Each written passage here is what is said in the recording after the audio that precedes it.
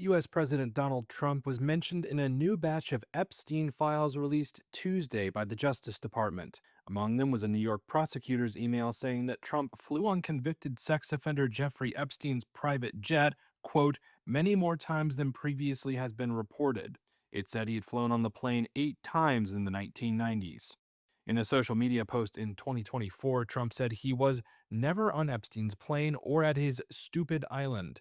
Among the 8 flights were 4 where Epstein associate Ghislaine Maxwell was aboard. She is serving a 20-year sentence for helping Epstein sexually abuse underage girls.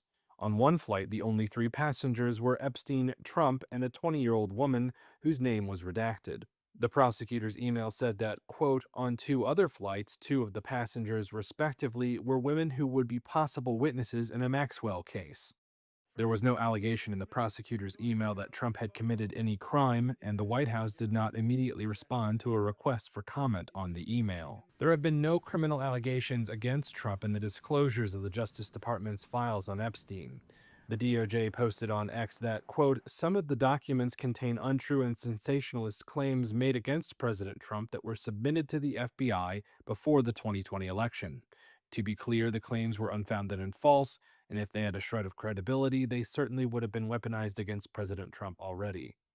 On Monday, Trump played down the importance of the Epstein files. What this whole thing is with Epstein is a way of trying to deflect from the tremendous success that the Republican Party has.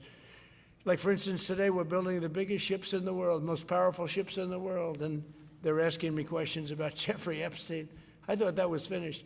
Tuesday's release of some 30,000 files included the image of a card purporting to be written by Epstein to Larry Nassar, the former gymnastics doctor who is serving a life sentence for sexually abusing hundreds of girls. The card appears to allude to Trump in a handwritten note, which reads, quote, our president also shares our love of young nubile girls.